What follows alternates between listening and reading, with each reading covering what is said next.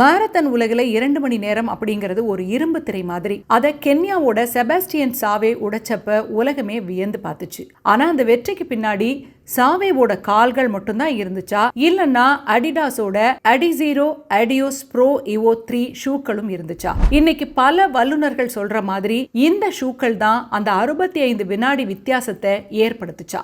இந்த ஷூவோட எடை பாத்தீங்கன்னா வெறும் 97 கிராம் தான். ஒரு ஆப்பிளை விட குறைவான எடை.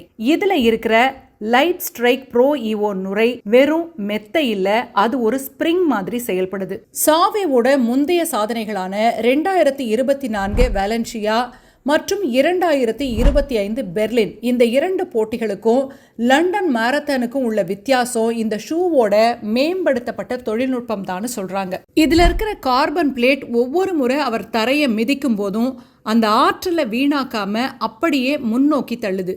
சாதாரண ஷூக்கள்ல ஆற்றல் சிதறும், ஆனா இந்த ஷூல அது சேமிக்கப்பட்டு வேகமாக்கப்படுது. விளையாட்டு உலகத்துல இப்போ மெக்கானிக்கல் டோப்பிங் அப்படின்ற வார்த்தை பிரபலமாகிட்டு இருக்கு. அதாவது ஒரு வீரரோட திறமையை விட அவர் பயன்படுத்துற கருவி அவருக்கு கூடுதல் லாபத்தை தருதா. சாவே இந்த ஷூவை அணிஞ்சிருந்ததுனால அவரோட ரன்னிங் எக்கானமி 1.6% அதிகரிச்சிச்சு அப்படின்னு ஆய்வுகள் சொல்லுது. கற்பனை பண்ணி பாருங்க, 42 கிலோமீட்டர் ஓடும்போது ஒவ்வொரு அடியிலையும் 1% ஆற்றல் மிச்சமாச்சுன்னா கடைசி 5 கிலோமீட்டர்ல மற்ற வீரர்கள் சோர்வடைகிற சமயத்துல சாவே மட்டும் புயல் மாதிரி வேகம் எடுத்து ஓடுறாரு. அவரு 2ஆம் பாதிய முதல் பாதியை விட வேகமா ஓடினதுக்கு இந்த ஷூவோட ஆற்றல் சேமிப்பு தான் காரணம் அப்படின்னு சொல்றாங்க விமர்சகர்கள். ஆனா கருவி மட்டுமே ஜெயிக்குமா? நிச்சயமா இல்ல.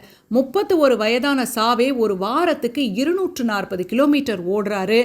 அதிகாலை நேரத்தில் யாரும் எழாத நேரத்தில் கென்யாவோட மலைப்பகுதிகளில் ஆக்சிஜன் குறைந்த காற்றில் அவர் செய்த கடுமையான பயிற்சிகள் தான் அந்த ஷூவுக்கே உயிர் கொடுத்துச்சு. சாவே ஒரு பேட்டியில் சொன்னது மாதிரி, ஷூக்கள் என்னோட பாதையை சுலபமாக்கலாம், ஆனால் அந்த பாதையில் ஓட வேண்டியது என்னோட இதயம் தான் அப்படின்னு சொன்னாரு. மற்ற வீரர்களும் இதே மாதிரி சூப்பர் ஷூக்களை அணிஞ்சுதான் இருந்தாங்க. ஆனா சாவே மட்டும்தான் 1 மணி நேரம் 59 நிமிடங்கள் 30 வினாடிகள்ல இலக்கை எட்டினாரு. தொழில்நுட்பம் அப்படிங்கிறது ஒரு தளம் மட்டும்தான், அதுல ஆடுறது வீரரோட திறமை. முடிவா சொல்லணும்னா சாவேவோட சாதனை அப்படிங்கிறது மனித உழைப்பும் அதீத அறிவியலும் கைகோர்த்த ஒரு தருணம். 1954 ரோஜர் பானிஸ்டர் 4 நிமிடங்கள்ல 1 மைல் தூரத்தை கடந்தப்போ இருந்த அதே சர்ச்சை தான் இப்பவும் எழுது. இந்த சாதனை பத்தி நீங்க என்ன நினைக்கிறீங்க? இது கால்களோட வெற்றியா இல்ல காலணிகளோட வெற்றியா? உங்களுடைய கருத்துக்களை கமெண்ட்ல பதிவு பண்ணுங்க.